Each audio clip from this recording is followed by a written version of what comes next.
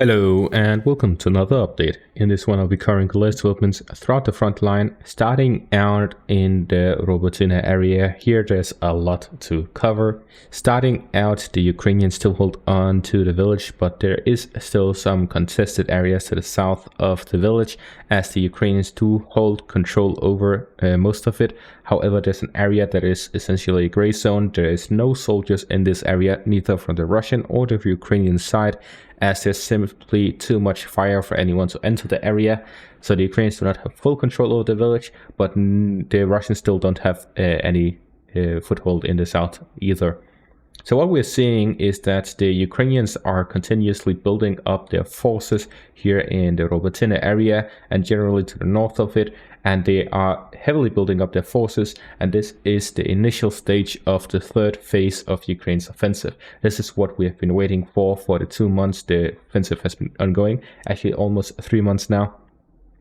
And that is the phase where Ukraine will do their main push, and it will likely also be their final push. So what we're seeing is that the Ukrainians are building up huge amounts of troops in the Oryhiv area and all the way down to the Robotyne area, and these units are going to try and push through the Russian first line of defense, the line of defense that is dubbed the Surovikin line. So this line here is going to be Ukraine's goal. Their goal is going to be breaking through this line, and they're going to attack in the direction of Verbove and in the direction of Novoprokopivka.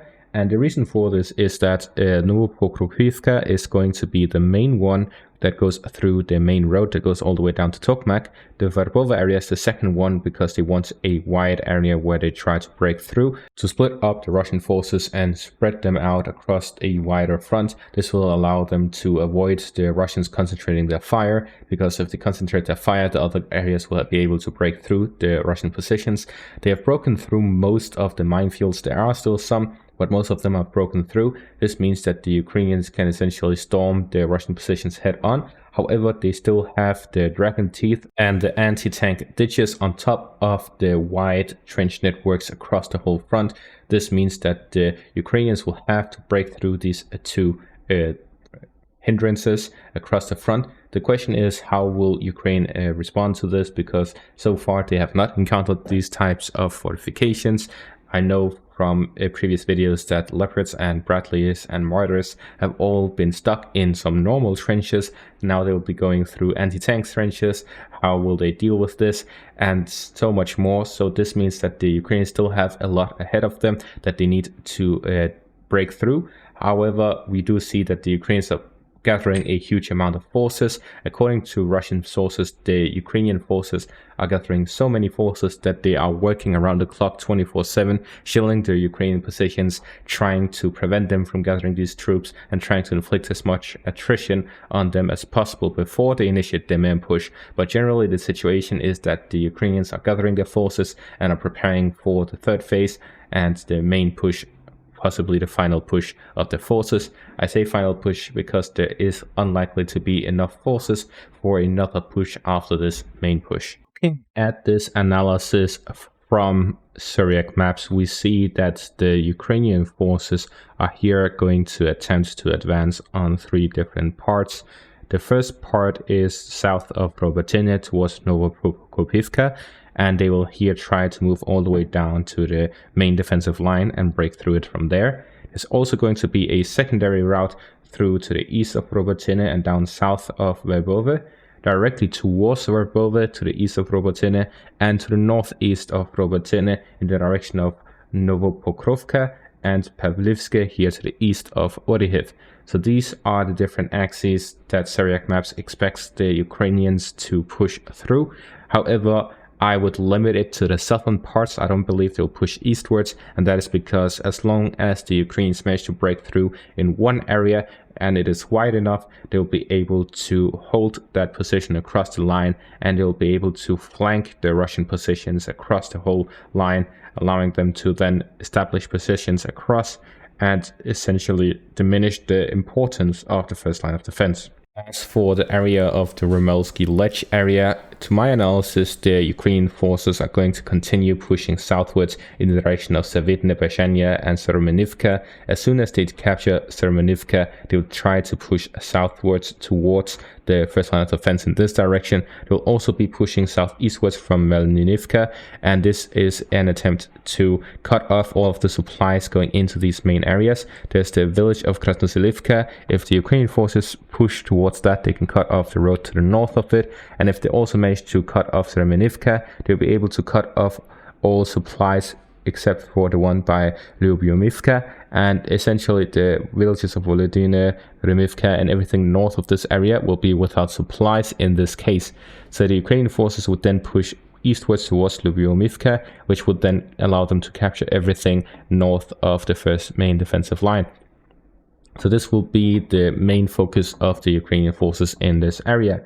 According to Syriac maps, the goal here is much more limited, and this is the preparation for the third phase. So the third phase hasn't started in this eastern part, but this is the last part of the second phase. And essentially what he claims is that the Ukrainians will go for Priotne and the areas east of Robotyne. We've seen them do a small part of this, but they have not managed to do much more than that.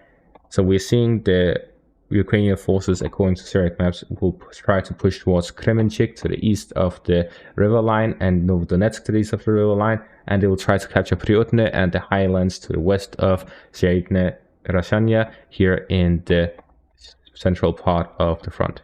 Back to the Robotyne area, we see some videos of fighting within the village of Robotyne. So in the southern parts, we see these two armored vehicles moving in the direction further south as the Ukrainian forces try to gain full control over the village. However, as we can see, they end up being attacked by Russian artillery, and this makes them withdraw and fail to capture the whole village. So as I've said, the Ukrainian forces do not have full control over the village yet, as whenever they get close to capturing the whole village, they get attacked by Russian artillery and anti-tank guided missiles, which then allows them to destroy the Ukrainian vehicles before they capture the last area. Then we see this video here, which showcases further Russian artillery and attacks on Ukrainian assault groups trying to advance within the Zaporizhia front, and some of it catches fire. We also see continuous attempts by Ukrainian forces to improve their positions here to the northwest of Verbove, as they've actually managed to capture these more fields here to the northwest of Verbove, allowing them to be very close to the first line of defense of the Russian forces in this direction. So the Ukrainian forces are very close to actually starting their main and final push. However, we are not seeing them starting it yet, as they're still gathering forces in the Orikhiv direction and in the Robotyne direction. Then we move on to the Klishchiivka area to the south of Bakhmut, where fighting continues in the direction of Andreevka and Klishchiivka as the Ukrainian forces continue their attempts at storming these villages, and they are now mostly focusing on artillery battles between the Ukrainian and Russian forces. They see the Ukrainian forces as having a lot of potential to destroy the Russian artillery, and the Russian artillery is currently firing and doing a lot of work on the Ukrainian forces, which prevents them from actually storming these villages. So they're focusing on attriting the Russian artillery so that they're able to actually launch their offensives in this direction. As for the Luhansk Kharkiv area, the Russian forces continue their offensive operations. However, there is no further success in this area compared to the last update. And that is all for this one. Thank you all for watching and have a great day.